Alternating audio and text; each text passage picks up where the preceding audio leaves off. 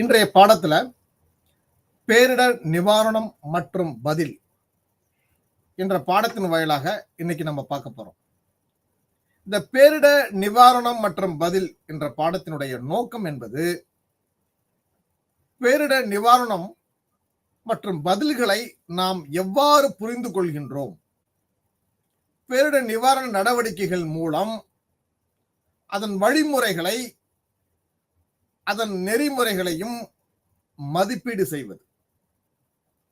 அரசு மற்றும் அரசு சாரா தொண்டு நிறுவனங்கள் அவற்றை புரிந்து கொண்டு பேரிடர் மேலாண்மையினுடைய மதிப்பீடுகளை ஆராய்தல். பேரிடர் என்பது யாரும் எதிர்பார்க்காத ஒரு நிலையில் ஏற்படுவதாகும். மிகப்பெரிய உயிர் இழப்புகள், சொத்து இழப்புகள், மக்களின் உடல்நல பாதிப்புகள் இவையெல்லாம் இந்த பேரிடர் காலங்களில் நடைபெறக்கூடிய ஒரு நிகழ்வாக இருக்கிறது. இத்தகைய நடைமுறையில் வாழ்க்கையில் பாதிப்புகள் என்பது நேரடியாகவும் மறைமுகமாகவும் இருக்கின்றது. அதுவும் சமூக பொருளாதார சமூகத்தில் ஒரு மிகப்பெரிய பாதிப்பை ஏற்படுத்துகிறது. இந்த பாதிப்புகள் உடனடியாக உள்நாடு மற்றும் வெளிநாட்டு பங்கீட்டின் மூலமாக இதை சரி செய்ய முடியும். பேரிடர் காலங்களில் இந்த சமூகத்தில் மிகப்பெரிய ஒரு பொருளாதார இழப்பை ஏற்படுத்துகிறது. கடந்த 20 ஆண்டுகளில் இந்த பேரிடர் நிகழ்வுகள் என்பது மிக ஒரு சராசரி நிகழ்வாக நடைபெறுகிறது. நிலநடுக்கம், நிலச்சரிவு, வெள்ளம், வெப்பமண்டல புயல்கள், சுனாமி, காற்று தீ மற்றும் பிற பேரழிவுகளும் அதில் அடங்குகிறது. இந்த பேரழிவுகள் மூலம் சுமார் 3 மில்லியன் மக்கள் காயங்களும் நோய்களும் பாதிப்புகளுக்கு உள்ளாயிருக்கிறார்கள். 1991 முதல் 2015 வரை சுமார் 97% இயற்கை பேரிடர்கள் வளர்ந்து கொண்டே இருக்கின்றன. இவை வளரும் நாடுகளில்தான் பெரும்பாலும் ஏற்படுகிறது.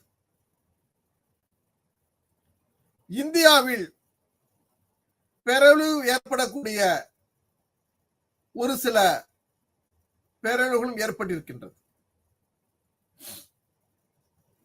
இந்தியா மிகவும் பேரழிவு ஏற்படக்கூடிய உலக நாடுகளில் ஒன்றாக உள்ளது. சுமார் 2 முதல் 3 ஆண்டுகளில் 50 மில்லியன் மக்கள் இத்தகைய பேரழிவின் பாதிப்புக்கு உள்ளாயிருக்கிறார்கள். சுமார் 1 மில்லியன் மக்கள் தங்களுடைய வீடுகளை இழந்து பாதிக்கப்பட்டிருக்கிறார்கள். இந்த பாதிப்புகள் அவர்களுக்கு சமூகத்தில் ஒரு மிகப்பெரிய ஒரு பொருளாதார இழப்பை ஏற்படுத்தி செய்கிறது.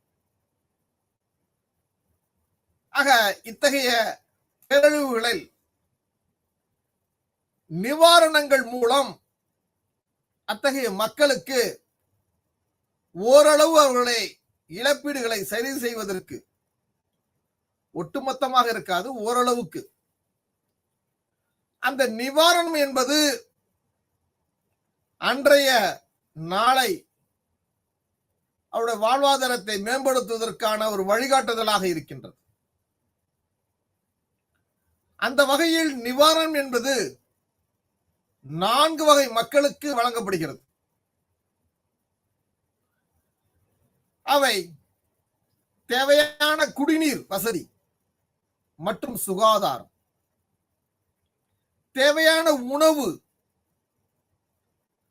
பாதுகாப்பிற்கான வசிப்பிடம், அடிப்படையான மருத்துவ வாய்ப்புகள் இவற்றின் மூலமாக இந்த 4 வகைகளை அவர்களுக்கு வழங்கப்படுகிறது. பேரிடர் நிவாரண நடவடிக்கைகளில் ஏற்படும் வழிமுறைகள் மற்றும் நெறிமுறைகள். பெரும்பாலும் இந்த பேரிடர் நிவாரணங்களில் மக்களை வெளியேற்றுதல், மக்களை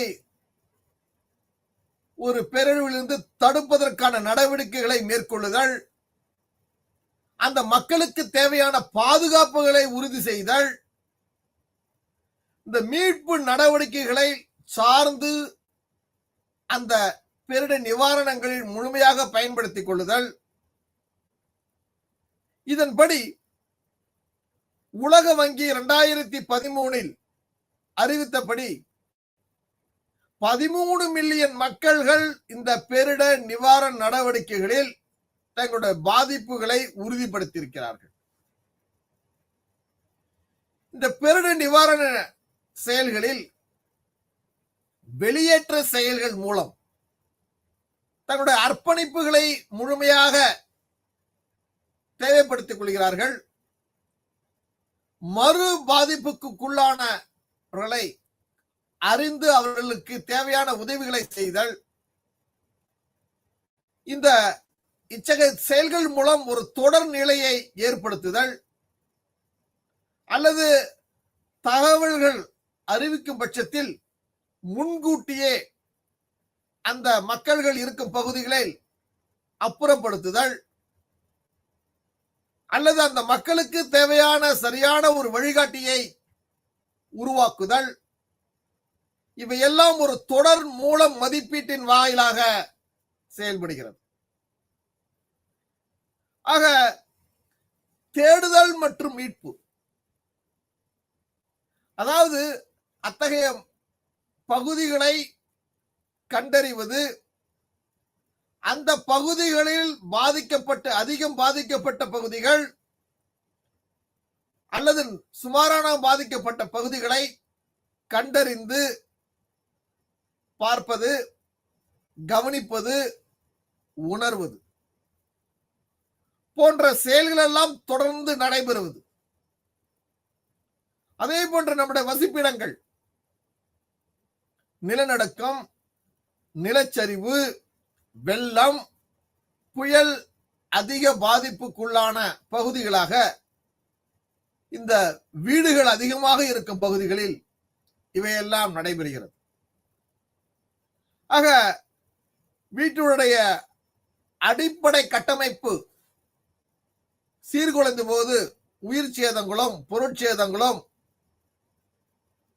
அங்கு மீட்பு நடவடிக்கைகள் ஒரு எவ்வளவு விரைவாக நடைபெற வேண்டும், அந்த நடைபெறுவதற்கு தேவையான தொழில்நுட்பங்கள், சாதனங்கள், கருவிகள், அந்த மீட்பு படையினர்கள் சென்று அந்த மக்களை காப்பாற்றுவதற்கான ஒரு சூழல்கள், இதே போன்றுதான் நிலச்சரிவுகளிலும் வெள்ளம் ஏற்படும் பொழுதும் அல்லது புயல் ஏற்படும் போதும் அத்தகைய பாதிப்பில் இருந்து மக்களை காப்பாற்றும் பொழுது மிகப்பெரிய பாதிப்பில் இருந்து ஓரளவிற்காவது அந்த மக்களை இத்தகைய குழுக்கள் செயல்படுகிறார்கள். இந்த பாதிக்கப்பட்ட மக்களுக்கு எத்தகைய சூழல்களை ஏற்படுத்த வேண்டும், உணவு வழங்க வேண்டும், அவர்களுக்கு குடிப்பதற்கான குடிநீர் வழங்கப்பட வேண்டும், அந்த மக்களுக்கு ஏற்பட்ட காயங்கள் அல்லது பாதிப்புகள், அதையும் தாண்டி ஒரு பெரிய காயங்களாக இருக்கட்டும், மன ரீதியான பாதிப்புகளாக இருக்கட்டும், இத்தகைய மருத்துவ வசதிகள் அனைத்தும் வழங்கப்பட வேண்டும்.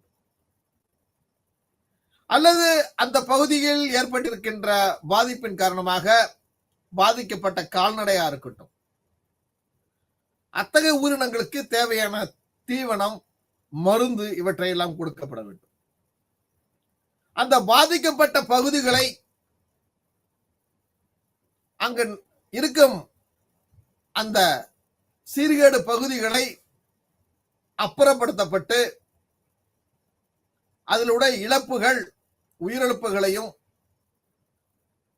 அல்லது உயிருக்கு போராடி கொண்டிருக்கிற மக்களையும் காப்பாற்றுவதன் மூலமாக அந்த இடம், அங்க இருக்கிற அந்த சேதாரங்களை எல்லாம் அப்புறப்படுத்த வேண்டும். அதே போன்று இந்த பேரிடர் காலங்களில் ஏற்பட்டிருக்கின்ற மக்களுக்கு காயங்கள் ஏற்பட்டவரை மருத்துவமனையில் சேர்க்க வேண்டும். அந்த காயங்கள், உள்காயங்கள், சிறிய காயங்கள், மிகப்பெரிய காயங்கள் அல்லது உயிருக்கு போராடக்கூடிய நிலையில் இருக்கக்கூடிய மக்கள்கள் அல்லது வயது முதிர்ந்த பாதிப்புக்குள்ளான மக்கள்கள் அல்லது இந்த சம்பவங்களில் இறந்து போனவர்கள், அத்தகைய மனிதர்களை புதைப்பது அல்லது விலங்குகளை புதைப்பது போன்ற செயல்கள் அனைத்தும் ஒரு தொடர் நிகழ்வாக செயல்பட வேண்டும். ஆக இந்த பேரிடர் காலங்களில் மக்களுக்கு ஏற்பட்டுள்ள இந்த அசௌகரியங்கள், அவர்கள் வீடுகளை இழந்து, பொருட்களை இழந்து, தன்னுடைய அடுத்த நிலையில் செல்ல முடியாத நிலையில் உண்ண உணவு, இருக்க இருப்பிடம், உடை இவையெல்லாம் பாதிக்கப்பட்ட நிலையில் அந்த மக்களை ஒரு பேரிடர் நிவாரண முகாம்களில் தங்க வைக்கப்பட்டு அவர்களுக்கு தேவையான உணவு, உடை, இருப்பிடம் இவற்றையெல்லாம் உறுதிப்படுத்தப்பட்டு அதன் பிறகு அந்த மக்களுக்கு தேவையான உளவியல் அடிப்படையிலான மருத்துவத்தை வழங்க வேண்டும். இந்த மருத்துவத்தில் இருந்து அவர்களுக்கு அந்த சம்பவத்தினுடைய அதிர்ச்சி, அந்த சம்பவத்தினுடைய பயம், அந்த நிவாரண காலங்களில் ஏற்படுகின்ற அவர்களுக்கு இருக்கின்ற சோகம், அச்சம், மன ரீதியான பாதிப்பு இவற்றையெல்லாம் இந்த உளவியல் அடிப்படையில் அவர்களுக்கு நல்லதொரு ஆலோசனைகளை வழங்கி மீண்டும் அவர்களை ஒரு நல்ல ஒரு மனநிலை ஏற்படுத்தி அவர்களை நல்வழிப்படுத்தும் வகையாக அரசு பல்வேறு செயல்களை செய்கிறது. ஆக இந்த மீட்பு குழுவினர்களுக்கு பல்வேறு மக்கள்கள் உதவி செய்ய வேண்டும்.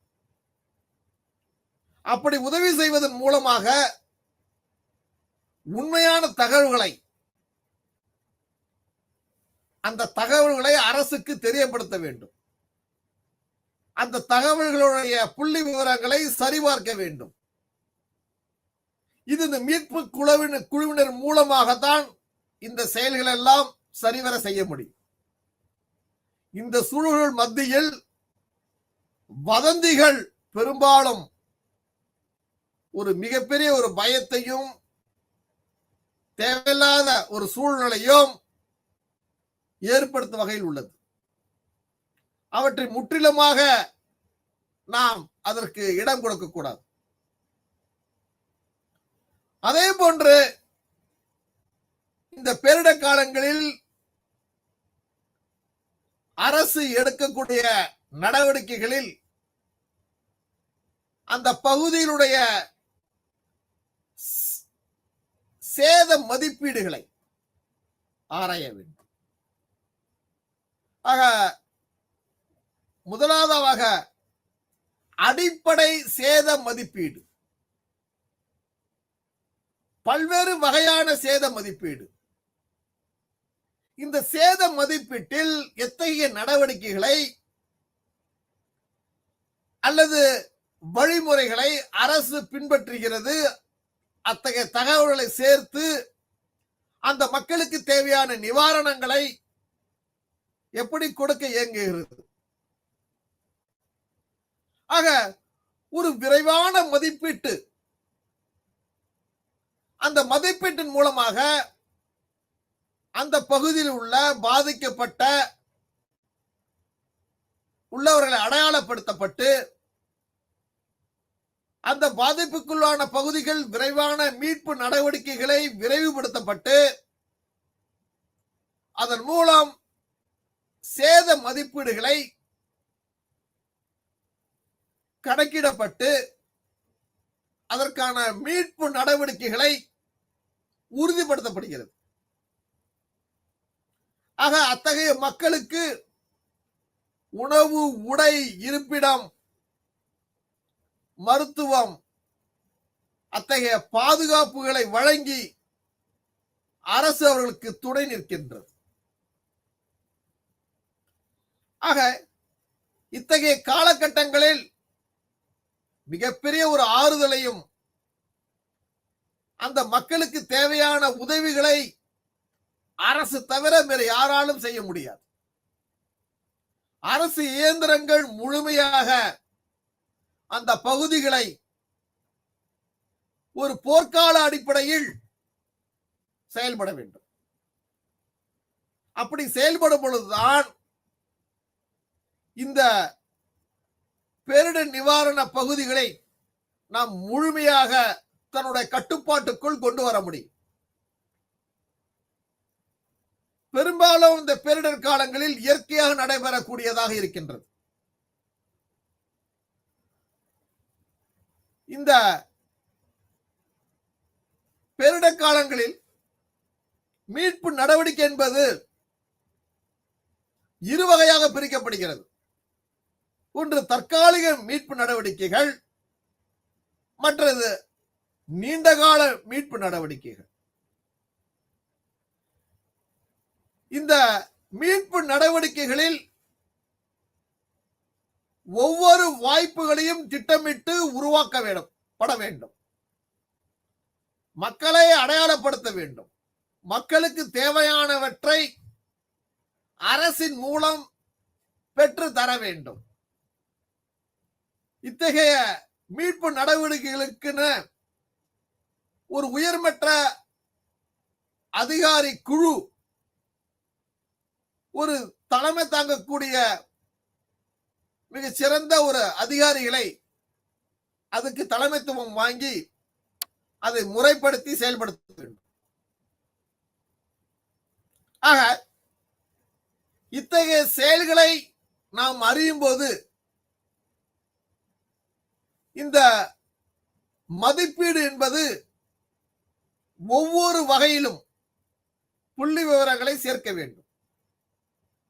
அப்படி புள்ளி விவரங்களை சேர்க்கும் பொழுது பாதிப்புகள் எத்தகைய அளவில் உள்ளது,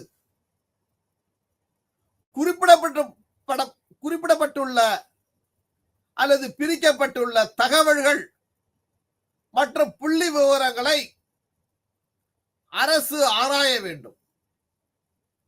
அதில் முதன்மையான காரணங்கள் எவையெல்லாம், இரண்டாவது காரணங்கள்லாம் எவையெல்லாம், அத்தகைய புள்ளி விவரங்களை ஆராய்வதன் மூலமாக இந்த புள்ளி விவரத்தில் இருந்து பல்வேறு முடிவுகளை, அதற்கான விளக்கங்களையும் ஆலோசனைகளையும் நாம் அரசுக்கு தெரியப்படுத்த முடிகிறது. ஆக இத்தகைய தகவல்களை கொண்டுதான் முடிவில் அரசு அறிக்கைகளை தயார் செய்கிறது. இந்த அறிக்கைகளில் எத்தகைய முடிவுகளை பின்பற்றப்பட வேண்டும், எத்தகைய முடிவுகள் ஏற்படுகிறது, இந்த முன்னறிவிப்பு செய்திகளை இதன் மூலம் அறிவிக்கப்படுகிறது. இந்த அறிக்கையின் தயாரிக்கும் பொழுதுதான் அதற்கான குழு விவாதங்கள், ஆலோசனைகள், அதில் உள்ள நிபுணத்துவம் மிக்கவர்கள், போதிய அனுபவம் மிக்கவர்கள், இவருடைய ஆலோசனைகளும் அந்த ஆலோசனையில் கூடிய பரிந்துரைகளும் இந்த பரிந்துரையின் முடிவுகளில் ஒரு திட்டமிடப்பட்டு செயல்படுத்தக்கூடிய சில வழிமுறைகளை அவர்கள் இதில் குறிப்பிடப்பட்டுள்ளார்கள். ஆக இத்தகைய சமூகத்தில் அதன் மூலம் நடைமுறைப்படுத்தப்பட்ட ஒரு திட்டங்களாக அந்த மக்களை சென்றடையும் வகையில் இவையெல்லாம் ஒரு ஒருங்கிணைந்த ஒரு செயலாக செயல்படக்கூடிய வகையில் உள்ளது. ஆக இந்த பேரிடர் காலங்களில் அத்தகைய பகுதிகளுக்கு அடிப்படை தகவல்களாக, அந்த அடிப்படை தகவல் என்பது எந்த பகுதிகள் பாதிக்கப்பட்டிருக்கிறதோ அந்த பகுதிகளை முழுமையாக ஆய்வு செய்யப்பட்டு ஒரு குழுவாக பிரிக்கப்பட்டு அந்த குழுவிலிருந்து தகவல்களை திரட்டப்பட்டு அந்த திரட்டப்பட்ட பகுதிகளிலிருந்து அந்த முழுமையான பகுதி எத்தனை கிலோமீட்டர், எவ்வளவு தூரம், அதனுடைய முழுமையான பாதிப்புகள் அல்லது கடுமையான பாதிப்புகள், குறைந்த பாதிப்புகள் என பிரிக்கப்பட வேண்டும். ஆக குறைந்த பாதிப்புகளுடைய நம்முடைய புள்ளி விவரங்கள் வாயிலாக அதனுடைய பாதிப்புகள் எந்த அளவில் உள்ளது, அதே பகுதியில் சேகரிக்கப்பட்ட புள்ளி விவரங்கள் அடிப்படையில் மிக அதிக அளவு பாதிக்கப்பட்ட பகுதிகள் எது, இவற்றை மிகவும் தேவையான அல்ல தேவைகளை உணர்ந்து அங்கு ஒரு அவசர கால நடவடிக்கைகள் நாம் மேற்கொள்ள வேண்டிய பணிகள், அந்த பணிகள் தொடர்ந்து நடைபெற்றுக் கொண்டே இருக்க வேண்டும். ஒரு பக்கம் பாதிக்கப்பட்ட மக்களை ஒரு பாதுகாப்பான இடத்தில் வைக்கப்பட்டு உண்ண உணவும், உடுக்க உடையும், தங்குவதற்கு இடமும், மருத்துவ வசதியும், ஒரு நல்ல ஒரு சூழலை ஏற்படுத்தும் வகையில் ஒரு முகாம்கள், தற்காலிக முகாம்கள் மூலமாக அவர்களை கண்காணிக்க வேண்டும். ஒரு பகுதியில் அந்த மக்களுக்கு காயங்கள் அல்லது மிகப்பெரிய காயம் அல்லது மனரீதியாக பாதிக்கப்பட்டவர்கள் என இந்த மக்களை உடனடியாக மருத்துவமனைக்கு எடுத்து செல்லப்பட்டு அவர்களுக்கு முதலுதவி அளிக்கப்பட்டு அதற்கு மேலான அந்த அந்த விபத்துகளுக்கு ஏற்ப, அந்த காயங்களுக்கு ஏற்ப ஒரு உயர்ந்த மருத்துவ சிகிச்சையை அரசு வழங்கப்பட்டுக் கொண்டிருக்கும். இதற்கான நிதியை அரசு மத்திய அரசிடமிருந்தும் அல்லது மாநில அரசிலிருந்து மாவட்ட நிர்வாகமும் கிடைக்கப்பெற்று ஒரு ஒட்டுமொத்த நிர்வாகமும் இதில் முழுமையாக செயல்படக்கூடிய வகையில் இருக்க வேண்டும். ஆக தேவைகளை உணர்ந்து அவசர கால நடவடிக்கைகளில் நாம் நீண்டகால தேவைக்கான மீட்புகளை நாம் உணர்ந்திருக்க வேண்டும். ஆக இத்தகைய செயல்களில் பாதிப்புகள், உயிர் சேதங்கள், இத்தகைய மதிப்பீடுகளை நாம் ஆராயப்பட வேண்டும். அப்படி ஆராயும் பொழுதுதான் ஒரு முழுமையான அறிக்கை தயாரிக்கப்படுவதற்கான தகவல்கள் நமக்கு கிடைக்கப்பெறுகிறது. இந்த தகவல்கள் மூலம் இனி அந்த மக்களுக்கு எத்தகைய உதவிகளை மேலும் வலிமைப்படுத்த வேண்டும் அல்லது இனி வரும் காலங்களில் இத்தகைய சூழலில் அதற்கு முன்னெச்சரிக்கை நடவடிக்கையாக நாம் எவற்றையெல்லாம் முன்பு செய்ய வேண்டும் அல்ல இத்தகைய செயல்கள் பல்வேறு நாடுகளில் எத்தகைய நடைமுறைகளையும் அந்த உயிர் சேதங்களை குறைக்கும் வகையில் அந்த அரசு செய்து கொண்ட வழிமுறைகளையும் நாம் தக்க ஆலோசனைகளை பெற்று நாமும் அத்தகைய செயல்களில் மிக மென்மையாகவும் கடுமையாகவும் செய்தார்கள் என்றால் அந்த பாதிப்புகளிலிருந்து நாம் விடுபடுவதற்கும் பல்வேறு தகவல்களில் உள்ள புள்ளி விவரங்களை சேர்ப்பதற்கும் அரசுக்கு மிகப்பெரிய ஒரு சூழலாக இருக்கும். இத்தகைய சூழல்களில் நம்முடைய புள்ளி விவரங்கள் பெரும்பாலும் அந்த பாதிக்கப்பட்ட பகுதிகள் சுற்றி வளைக்கப்பட்டு அரசுடைய ஒட்டுமொத்த கட்டுப்பாட்டுக்குள் கொண்டு வந்திருக்கப்படும். ஆக அந்த பகுதிகள் குக்கிராமா அல்லது கிராமம் நகரம் சார்ந்த பகுதியா அல்லது குக்கிராமத்தில் உள்ள தெருக்கள் எத்தனை அல்லது வீதிகள் எத்தனை, அந்த பகுதியினுடைய வளர்ச்சி விகிதங்கள் எப்படி, அங்கு எத்தகைய வகையான பாதிப்புகளை அது சந்தித்திருக்கின்றது, அந்த பகுதியினுடைய கிராமங்களின் பல்வேறு பிரிவு நிலைகள் எப்படி போன்ற செய்திகள் எல்லாம் ஒரு வரலாற்று புள்ளி விவரங்களாக, அந்த வரலாற்று புள்ளி விவரங்களை எத்தகைய பாதிப்புகளை அது ஏற்படுத்தியிருக்கின்றது, அரசாங்கத்தின் மட்டத்தில் இருந்தும் மக்களுடைய பகுதியில் இருந்தும், அது உயிர் சேதங்களா இருக்கட்டும், பொருட்சேதமாக இருக்கட்டும், அல்லது அந்த நகரை மறுசீரமைப்பதற்கான ஒரு பகுதியாக கூட இருக்கலாம், அல்லது அந்த சம்பவத்தால் ஏற்பட்ட ஒரு கழிவு நிலை, இவற்றையெல்லாம் எப்படி அந்த பாதிப்புகளை, இழப்பீடுகளை அல்லது சேதங்களை மீட்பதற்கான நடவடிக்கைகள் அடுத்த கட்டமாக அவர் எடுப்பதற்கான ஒரு வாய்ப்பாக அமைகிறது. ஆக இப்படி சேதங்களை எழுப்பும் பொழுதுதான் அந்த மக்கள் தோருடைய புள்ளி விவரங்கள், இறந்தவர்கள், காயம்பட்டவர்கள், மனநிலை பாதிக்கப்பட்டவர்கள்,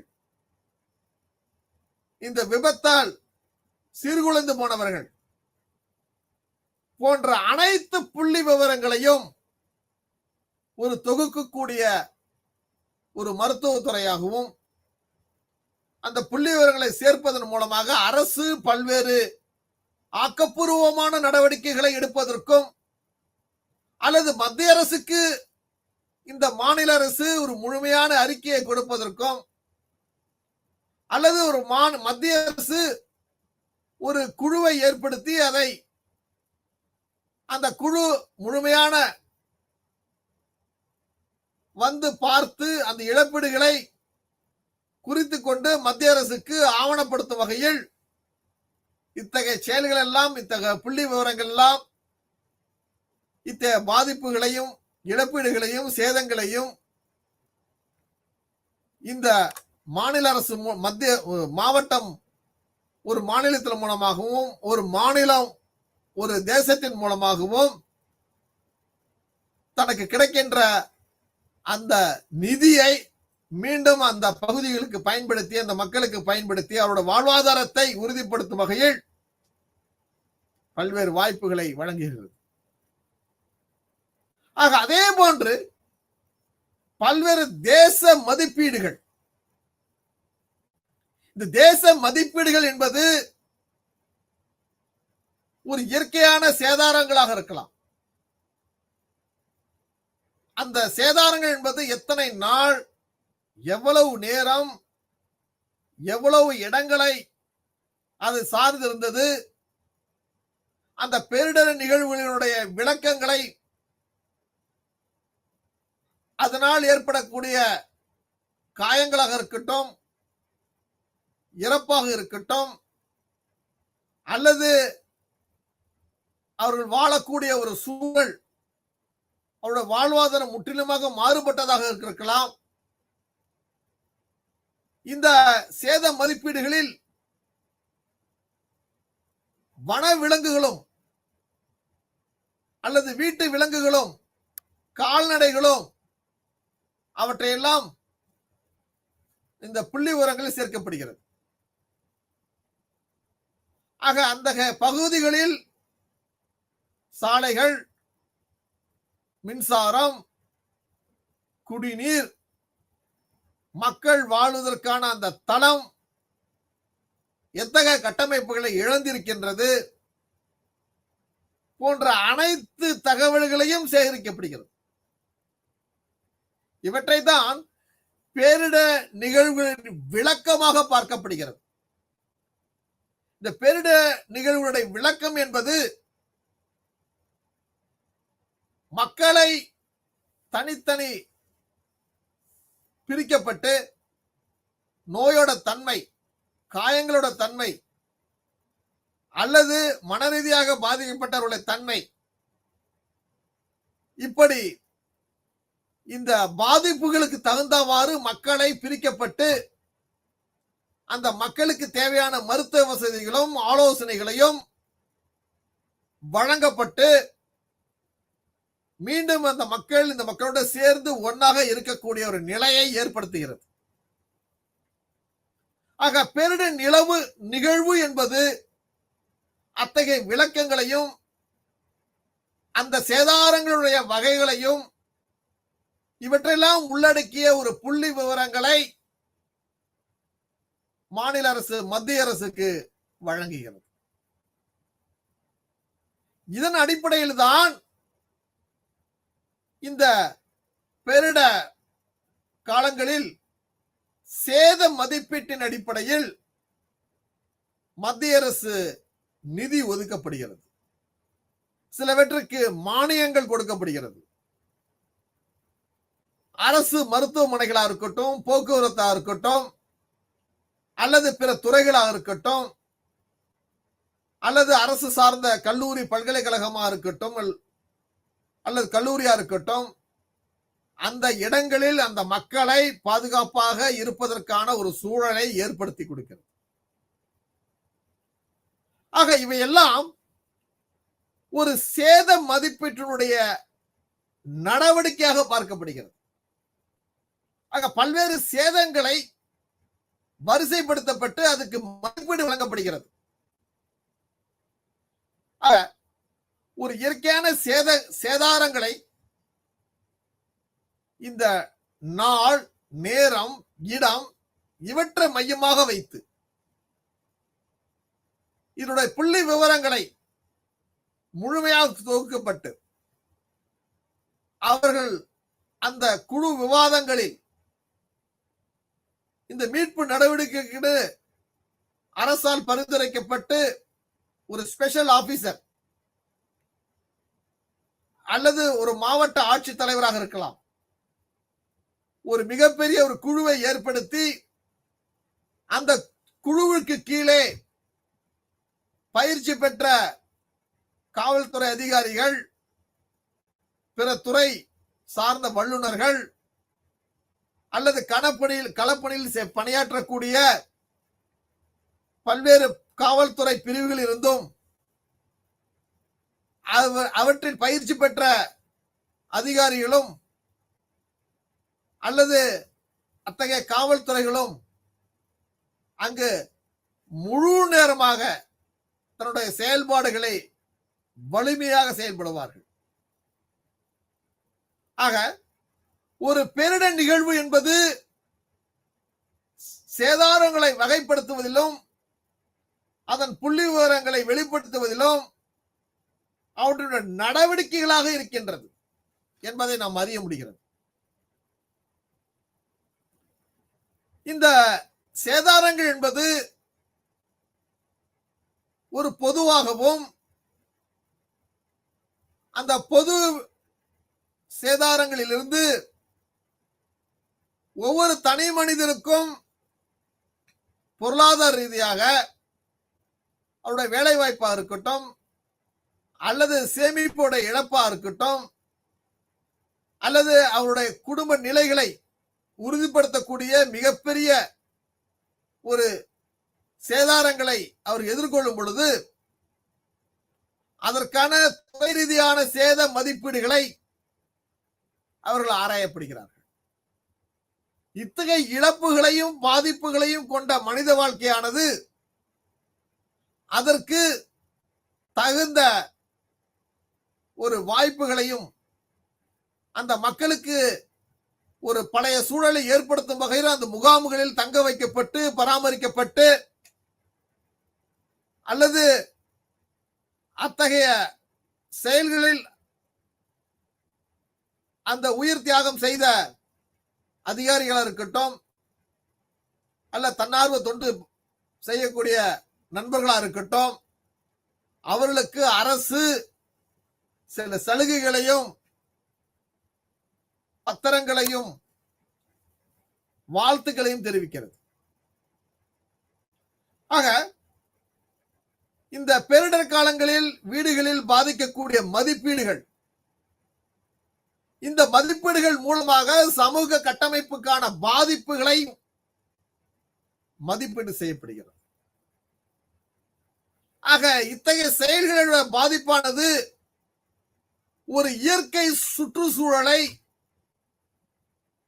ஒட்டுமொத்தமாக பாதிக்கக்கூடிய வகையில் உள்ளது என்பதை நம்மால் அறிய முடிகிறது. ஆக இந்த பேரிடர் காலங்களில் நமக்கு குறிப்பாக நிலங்கள் பாதிக்கப்பட்டிருக்கின்றன, விளை நிலங்கள் பாதிக்கப்பட்டிருக்கும். சுனாமி காலகட்டங்களில் தமிழகத்தில் கடல் நீர் விவசாய நிலத்திற்குள் புகுந்து அந்த மண்ணுடைய தன்மையை மாற்றிருக்கின்றது. நல்ல தண்ணீர் என்ற பகுதியாக இருந்த அந்த பகுதி ஒரு உப்பு சார்ந்த ஒரு பகுதியாக மாறப்பட்டிருக்கின்றது. அல்லது நிலங்கள், விளையக்கூடிய நிலங்கள் அல்லது மிகப்பெரிய பள்ளங்கள் அல்லது ஏற்ற இறக்கங்களை கொண்ட ஒரு புதிய வடிவமான நகர அமைப்புகள், இந்த நிலங்களில் அரசு மானியத்தில் வழங்கப்படுகின்ற மின்சாரங்கள் இவையெல்லாம் பாதிப்புக்குள்ளதாக இருக்கும். அரசாங்க போக்குவரத்து பயணங்கள் தடுக்கப்பட்டிருக்கும். ஏனென்றால் அரசு இத்தகைய பாதிப்புக்குள்ளானவர்களுக்கு ஒரு முன்னுரிமை செலுத்துகிறது, அந்த மக்களுடைய எண்ணங்களை போக்குகிறது. ஆக இந்த வகையில் அந்த பாதிப்புக்குள்ளான பகுதியில் இயற்கையான கழிவுநீர் பாதிப்புகளை அல்லது அடைக்கப்பட்ட பாதிப்புகளை அல்லது இத்தனை நாள் தேங்கி இருக்கக்கூடிய ஒரு கழிவு நீரை இதன் மூலம் மக்களுக்கு நோயையும் பயத்தையும் பரப்பக்கூடிய ஒரு சூழலாக இருக்கின்றது. ஆக இயற்கையான கழிவுநீர் பாதிப்புகளை சரி செய்வதற்குன்னு ஒரு குழுவை ஏற்படுத்தி அந்த குழுவின் மூலமாக அவர்களுக்கு செயல்படுத்த வேண்டும். இதன் மூலம்தான் இந்த மிகப்பெரிய இந்த செயல்பாடுகளில் ஒரு மண் அரிப்பு ஏற்படும். இந்த மண் அரிப்பு என்பது முழுமையான மரம் தாங்கி பிடிக்கக்கூடிய ஒரு மண் பகுதி தன்னுடைய இயலாமையை அவற்றையெல்லாம் இழக்கும் பொழுது அங்கு மண் சரிவு ஏற்படுவது அரிது. அல்லது அந்த மண் சரிவு ஏற்படுவதால் அங்கு ஏற்படக்கூடிய பாதிப்புகள், கல்வி சார்ந்தவர்கள், கல்வி சாராதவர்கள், இவற்றையெல்லாம் நாம் உள்நோக்கின்றால் அந்த இயற்கையான ஒரு சூழலில் கழிவுநீர் பாதிப்புகள், இந்த கழிவுநீர் பாதிப்பின் மூலமாகத்தான் பிற பாதிப்புகள் ஏற்படுகின்றன. மண் அரிப்பு ஏற்படுகிறது. அரசுக்கு அதற்கு தனி சலுகைகளை வழங்குகிறது, நிதி ஒதுக்கப்படுகிறது. ஓகேவா? ஆக இந்த பாதிப்புகள் என்பது இயற்கையினுடைய கட்டமைப்பை மாற்றக்கூடிய வகையில் உள்ளது. அந்த இயற்கை அமைப்பினுடைய ஒரு கேள்வி கேட்கும் வகையில் ஒரு பாதிப்பை ஏற்படுத்துகிறது. ஆக பெரும்பாலும் ஒரு பூமி அதிர்ச்சி என்பது மரங்கள் பெரும்பாலும் தன்னுடைய தனித்தன்மை இழக்க நேருகிறது. ஒரு மரங்கள் மூலமாக அவருடைய மதிப்பெண்கள் சார்ந்து இருக்க வேண்டிய சூழல் உள்ளது. ஆக அதே போன்று மரங்களை போன்று அந்த மரங்கள் வளரக்கூடிய மண் இருக்கின்றதே, அந்த மண்ணிற்கு மிகப்பெரிய ஒரு பாதிப்பு. அதே போன்று செடிகள், கொடிகள் மற்றும் விலங்குகள் இவற்றினுடைய பாதிப்புகள் உணரப்படுகிறது. எனவே இந்த நிலங்களுடைய பாதிப்பு என்பது ஒரு இயற்கை பாதிப்பாக இருந்தாலும் அந்த பாதிப்பானது ஒரு மண்ணையும் மக்களையும் அல்லது ஒரு சாதாரண நிகழ்விலிருந்து மிகப்பெரிய ஒரு பாதிப்பை ஏற்படுத்தி அந்த மக்களுக்கு மட்டுமல்ல, அந்த சமூகத்துக்கு மட்டுமல்ல, ஒட்டுமொத்த இந்தியாவிற்கே, ஏன் இந்த உலகத்திற்கே இதோட பாதிப்புகளை வெளிப்படுத்தப்படுகிறது. ஆக இந்த பாதிப்புகளிலிருந்து தாங்கள் வளர வைக்கக்கூடிய மரங்களுடைய தன்மை அல்லது மாறுதல்களை நம்மால் முழுமையாக அசைப்பட முடியாது. ஆக பெரும்பாலும் பேரிடர் மேலாண்மையினுடைய பொருளாதார நடவடிக்கைகளின் மூலம்தான் இந்த இழப்புகளை சரி செய்ய முடிகிறது. இந்த இழப்புகள் ஏற்படுவதை அறிய முடிகிறது. இந்த பொருளாதார இழப்புகள் என்பது இந்தியா போன்ற ஒரு வளரும் நாடுகளில் ஒரு கட்டமைக்கப்பட்ட நிதியை முழுமையாக அவர்கள் செயல்படுத்துகிறார்கள். அப்படி முழுமையாக செயல்படுத்தும் பொழுது கருத்தூற்றம் ஏற்படாமலும் அதிக பெரும்பான்மை இருக்கக்கூடிய ஒரு சூழலில் அவர்கள் அத்தகைய சூழலை எப்படி கையாளுகிறார்கள்? இந்த பொருளாதார இழப்பு என்பது இரு வகையாக பார்க்கப்படுகிறது. நேரடியான சேதாரங்கள், மறைமுகமான சேதாரங்கள். நேரடியான சேதாரங்களை நாம் கண்களால் பார்த்து காதுகளால் கேட்டு அந்த பாதிக்கப்பட்டுகளை ஆராயும் பொழுது நாம் நேரடியான சேதாரங்களை முழுமையாக உணர முடியும். மறைமுகமான சேதாரங்கள், அந்த சம்பவம் நடைபெறுகின்ற பள்ளியில் ஒரு மாணவர்களுக்கு ஒரு ஆசிரியர் கண்டிப்பின் மூலமாக அந்த மாணவர்களுக்கு தேவையான ஆலோசனைகளையும் வழங்கப்படுகிறது. கண்டிப்பு இல்லாத ஒரு சூழல் அல்லது அந்த சூழலில் எத்தகைய செயல்கள் மறைமுகமாக அவர்களுக்கு ஒரு பாதிப்பை உண்டாகிறது. அதே போன்றுதான் ஒரு பொருளாதார இழப்புகளில் நேரடியான சேதாரங்கள், பொருட்களா இருக்கலாம், உடையா இருக்கலாம், அல்லது ஏதோ ஒரு வகையில் இந்த நேரடியான பாதிப்புகள் தொடர்ந்து கொண்டே இருக்கும். மறைமுகமான சேதாரங்கள் என்பது நாம் ஒரு சேலை வாங்கும் பொழுது அல்லது தீர்மானம் பண்ணி இது செய்யலாம் என்று உறுதிப்படுத்தும் பொழுது அங்கு பணம் குறைவாக இருக்குது. ஆக இந்த நேரடியான சேதாரங்களை காட்டிலும் மறைமுக சேதாரங்கள் என்பது அதற்கு இணையாக உள்ளது. இந்த இரண்டு சேதாரங்களும் ஒரு பொருளாதார இழப்புகளாகத்தான், ஒரு பொருளாதார சேதாரங்களை தான் நாம் அறிய முடிகிறது. எனவே மாணவ நண்பர்களே, இந்த பொருளாதார இழப்பு என்பது அவருடைய பணப்புழக்கத்தின் அடிப்படையில், அந்த பணப்புழக்கத்தை அரசு வருமானத்தை தரம் உயர்த்துவது மட்டுமல்லாமல் இத்தகைய பொருளாதார வசதிகளை இழந்த மக்களுக்கு எத்தகைய வாய்ப்புகளை அவர்களுக்கு வழங்கப் போகிறார்கள் என்பதுதான் உண்மை. ஓகே, இந்த பொருளாதார இழப்புகள் என்பது நமக்கு ஒரு உடல்நிலை பாதிப்புகளாகும். இந்த உடல்நிலை பாதிப்பு என்பது காயங்களாக இருக்கலாம், அல்லது முழுமையான காயங்களாக இருக்கலாம், அல்லது அந்த பாதிப்புகளில் இருந்து காயங்களுக்கான மருந்துகள் வழங்கப்பட்டு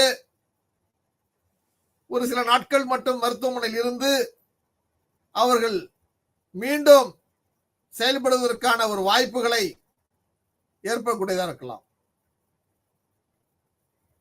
ஆக இந்த உடல்நிலை பாதிப்பு என்பது ஒவ்வொரு தனி மனிதனுக்கும் அல்லது அந்த குடும்பத்தை சார்ந்தவர்களுக்கும் ஒரு பாதிப்புகள் என்பது ஒரே போன்று இல்லாமல் வெவ்வேறு விதங்களான பாதிப்புகள் அந்த வயதின் மூப்பின் அடிப்படையிலும் வயதின் காரணமாகவும் பாதிப்புகள் மேலோங்கி இருக்கும். இந்த பாதிப்புகள் தான் சமூகத்தில் ஒரு உளவியல் அடிப்படையில் அந்த உளவியல் அடிப்படையிலுடைய பாதிப்பு என்பது ஒரு சேதாரங்களை மையப்படுத்துவதாக இருக்கும், ஒரு சேதாரங்களை முன்னிலைப்படுத்துவதாக இருக்கும். இவையெல்லாம் பொதுவாக நாம் அறுதிட்டு கண்டறிந்து அந்த மக்களை அந்த பகுதியிலிருந்து பிரிதல் செய்யப்பட்டு அவர்களுக்கு தேவையான மருத்துவ வசதிகளை வழங்குகிறோம். ஆனா ஒரு பொதுமக்கள் மத்தியில் பெண்களுக்கு இந்த பேரிட காலங்களில் மிகப்பெரிய ஒரு பணியையும் ஒரு உண்மையான ஒரு சூழலையும் சுத்தப்படுத்தி மக்களை தன் குடும்பத்தில் உள்ளவர்களை இருக்கின்ற வசதிக்கு ஏற்ப இருக்கின்ற சூழலுக்கு ஏற்ப அவர்கள் வாழக்கூடிய ஒரு தன்மைகளை பெறக்கூடிய வகையில் மற்ற நிகழ்வுகளெல்லாம் சரியாக செயல்படுத்திக் கொண்டிருக்கும். அவற்றை தான் பெண்களுக்கான உடல் ரீதியான மற்றும் மன ரீதியான சேதாரங்களை நாம் பட்டியலிட முடிகிறது, அறிய முடிகிறது. அதற்கான ஆலோசனைகள் வழங்கப்படுகிறது. இது ஒவ்வொரு பல்கலைக்கழகத்திலும் அந்த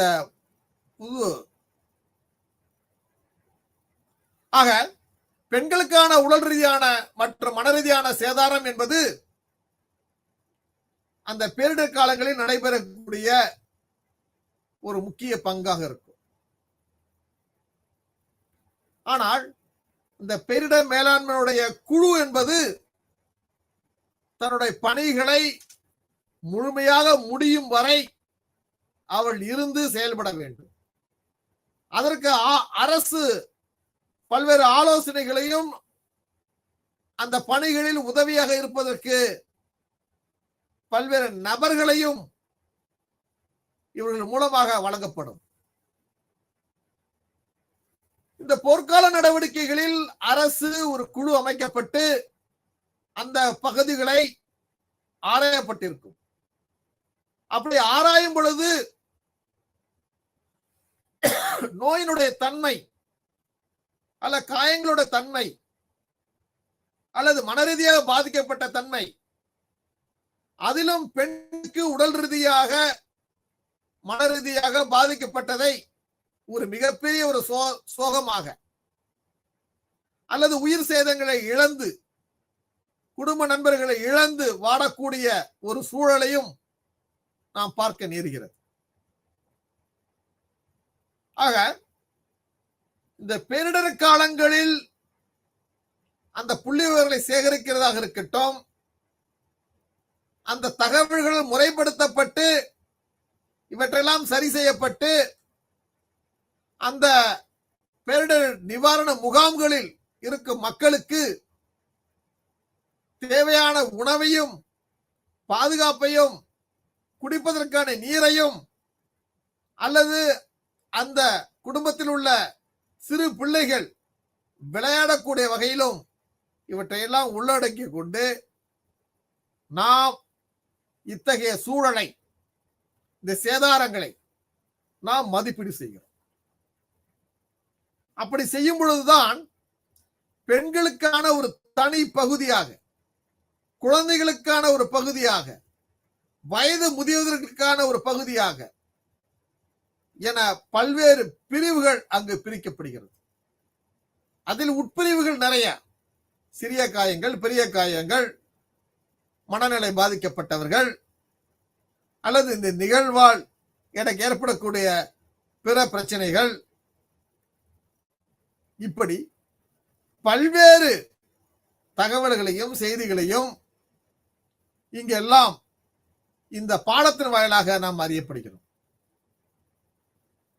அதாவது இந்த பேரிடர் காலங்களில் புனர்வாழ்வு, மீண்டும் வாழ்வதற்கான ஒரு சூழல், வாழ்வதற்கான ஒரு வாய்ப்புகளை உருவாக்குதல், அந்த மக்களுக்கு தேவையான உந்து சக்திகளை,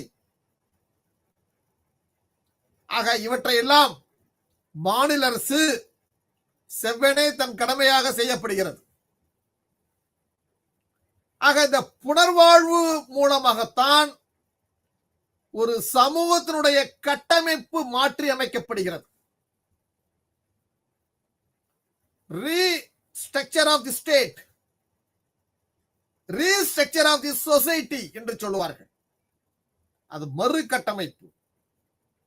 இந்த மறு கட்டமைப்பில் இந்த பூகங்களை தாங்கக்கூடிய அப்படி ஒரு விஷயத்தை அரசு அறிவித்திருக்கின்றது. ஆக இந்த புனர்வாழ்வு மூலமாகத்தான் மறு கட்டமைப்பு ஒரு மீட்பு நடவடிக்கையாக, ஒரு நீட்சியாக செயல்படுகிறது. பெரும்பாலும் புனர்வாழ்வு என்பது இயற்கையாக புனர்வாழ்வு என்று சொல்வார்கள். இயற்கையாக என்பதுதான் பாதிக்கப்பட்ட அனைத்து மக்களுக்கும் உடனடி தேவையாக உணவு, உடை, இருப்பிடம் இவற்றையெல்லாம் உறுதிப்படுத்தப்பட்டு அந்த பகுதியிலிருந்து அந்த மக்களை காப்பாற்றப்பட்டு, அல்ல இறந்து போனவர்களை அவர்களுக்கு புதைக்கப்பட்டு, அல்ல காயமடைந்தவர்கள் அவர்களை மருத்துவமனையில் சேர்க்கப்பட்டு, இவையெல்லாம் ஒரு குழுவாக பிற துறைகள் கலந்து ஒன்றாக இணைந்து அதில் செயல்படுகிறோம். ஆக இத்தகைய இயற்கை புனர்வாழ்வுதான் இந்த சமூகத்தினுடைய சமூக புனர்வாழ்வாக மாறப்படுகிறது. இந்த சமூக புனர்வாழ்வு என்பது சமூகத்தில் அனைத்து மக்களுக்கும் தேவையான வசதிகளையும் வாய்ப்புகளையும், அவர்கள் திரும்பவும் வாழ்வதற்கான ஒரு சூழலையும், அல்லது பல திட்டங்களிலிருந்து நிதிகள் வழங்கப்பட்டு அவருடைய வாழ்வாதாரத்தை உயர்த்தும் வகையிலும் இருக்கக்கூடியதாக இருக்கின்றது. ஆக இவையெல்லாம் ஒரு சமூக புனர்வாழ்வாக பார்க்கப்படுகிறது. அப்படி சமூக புனர்வாழ்வு பார்க்கப்படும் பொழுதுதான் பொருளாதார புனர்வாழ்வு ஏற்படுகிறது. அந்த பொருளாதார புனர்வாழ்வு என்பது அரசாங்கத்திற்கு செலுத்த வேண்டிய வரிகள் குறைக்கப்படுகிறது, அதற்கான காரணங்கள் அறியப்படுகிறது. சோ இந்த சமூக புனர்வாழ்வு என்பது ஒரு பொருளாதார புனர்வாழ்வாக மாறப்படுகிறது. இந்த சமூகத்தில் ஏழை, பணக்காரர்கள், நடுத்தர மக்கள்கள் அன்றைக்கு வேலை கிடைச்சாதான் அவரோட வருமானம் என்ற ஒரு சூழலை ஏற்படுத்துகிறது. இந்த பொருளாதார புனர்வாழ்வு என்பது பழைய நிலைக்கு மீண்டும் கொண்டு வருவதற்கான சில திட்டங்களை உருவாக்கப்பட்டு, அந்த திட்டங்கள் ஒட்டுமொத்தமாக கலந்து கொள்ளக்கூடிய ஒரு நிலை ஏற்படுகிறது. இந்த பொருளாதார புனர்வாழ்வு என்பது உளவில் ரீதியான ஒரு புனர்வாழ்வாக மாறுகிறது. இந்த உளவில் ரீதியாக ஒரு புனர்வாழ்வு என்பது பயந்தவர்கள், அந்த அதிர்ச்சியிலிருந்து மீண்டும் வர தெரியாதவர்கள், முற்றிலுமாக மனநிலை பாதிக்கப்பட்டவர்கள், இந்த சம்பவங்களை பார்த்ததிலிருந்து பேச்சு வராமல் இருப்பவர்கள், அல்லது மனநிலை பாதிக்கப்பட்டவர்களாக இந்த சூழல்கள் எல்லாம் செயல்படக்கூடிய ஒரு நிலை உள்ளது. எனவே இந்த பொருளாதார புனர்வாழ்வு என்பது உளவியல் ரீதியான புனர்வாழ்வாக பார்க்கப்படுகிறது. படிக்கக்கூடியவர்கள், வேலைக்கு செல்லக்கூடியவர்கள் அல்லது குடும்பத்தினுடைய இல்லத்தரசிகள், இவர்களை ஏன் அரசு அந்த மையங்களை நோக்கி சென்றடைகிறது என்றால், இந்த செயல்களில் உளவில் ரீதியான பாதிப்புகளை நாம் முழுமையாக அறிந்து கொள்ள முடிகிறது. ஆக இவற்றையெல்லாம் நாம் ஒன்று சேர்த்து நாம் இதனோட புள்ளி விவரங்களையும் அறிக்கைகளையும் ஆலோசனைகளையும் குழு விவாதங்களையும் அதற்கு முன்னெச்சரிக்கை நடவடிக்கையாக அந்த மக்களுக்கு எவ்வளவு நிதி ஒதுக்கப்பட்டது, மீண்டும் எவ்வளவு நிதி ஒதுக்கப்படுகிறது போன்ற அனைத்து தகவல்களையும் மறு கட்டமைப்புக்கு அதை கொண்டுதான் செயல்படுத்துகிறார்கள். பெரும்பாலும் இயற்கை மற்றும் பொருளாதார வளர்ச்சிக்கான கட்டமைப்பு என்பது எல்லா காலகட்டங்களிலும் பேசப்படக்கூடியது, எல்லா காலகட்டங்களிலும் பேசப்படக்கூடியதாக இருந்தாலும் அந்த நிதி ஒதுக்குகின்ற துறையின் வாயிலாக அந்த நிதியுடைய முக்கியத்துவத்தை உணரக்கூடிய வகையில் இவையெல்லாம் ஒரு நிதியை பெறுவதற்காக அரசு செலுத்துகின்ற கட்டண முறைகள். ஓகே, நிதி வழங்குவதிலிருந்து நிதி கட்டணம் வழங்குவதிலிருந்து மறு கட்டமைப்பை உறுதிப்படுத்துகிறது. ஏனென்றால் ஒரு காலகட்டங்களில் இந்த நிதி அமைப்பானது மிகச்சிறந்த ஒரு நிதி அமைப்பாக இருந்தது. அத்தகைய நிதி அமைப்புகளிலிருந்து நாம் எப்படி தன்னை பாதுகாத்துக் கொள்ளப் போகிறோம்? இத்தகைய கட்டமைப்பானது ஒரு இயற்கையான பொருளாதார வளர்ச்சிக்கான ஒரு கட்டமைப்பாக இருந்தாலும் அதிலிருந்து பெறக்கூடிய நிதி, அந்த நிதி எத்தகைய முறையில் வழங்கப்படுகிறது? படிப்படியாக வழங்கப்படுகிறது. ஒருவருக்கே சேராமல் அனைத்து தரப்பு மக்களுக்கும் செல்லக்கூடிய வகையில் வழங்கப்படுகிறது.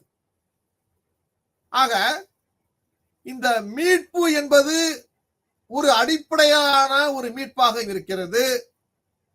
இந்த அடிப்படையிலான மீட்பு என்பது ஒரு முக்கிய நடவடிக்கையாக இருக்கிறது. அந்த அடிப்படை மீட்பு என்பது ஒரு பொதுவாக ஒரு அனைத்து விஷயங்களையும் உள்ளடக்கிய ஒரு நடவடிக்கையாக பார்க்கப்படுகிறது. பிரச்சனைகள் மீட்பு என்பது ஒவ்வொரு மீட்பு நடவடிக்கைகளிலும் அவர்களுக்கு காயங்கள் அடிப்படையில், அந்த விபத்தின் அடிப்படையில் இவையெல்லாம் வாழ்வாதாரத்தினுடைய பிரச்சனையாக பார்க்கப்படும் பட்சத்தில் இதை பிரச்சனை மீட்பு நடவடிக்கைகள் என்று அறியப்படுகிறது. இவை காலந்தோறும் நடைபெறுகிறது.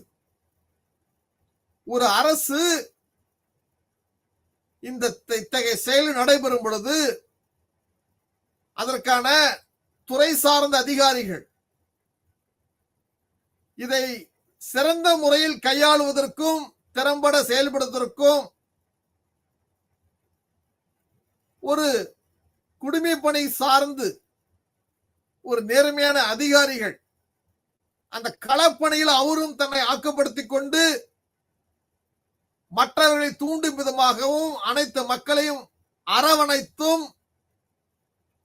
மிக விரைவாக அந்த மீட்பு நடவடிக்கைகளை எடுக்க வேண்டும். உயிர் சேதாரங்களை குறைக்க வேண்டும். காயம்பட்டவர்களை மருத்துவமனையில் அவர்களை சேர்த்து அதற்கான முதலுதவிகளையும் அறுவை சிகிச்சைகளையும் காலத்தோடு செய்து முடிக்க வேண்டும். ஆக அடிப்படை மீட்பு என்பதும் பிரச்சனைக்குரிய மீட்பு என்பதும் இரு வகையாக இருந்தாலும் இவையெல்லாம் இந்த பேரிடர் காலங்களில்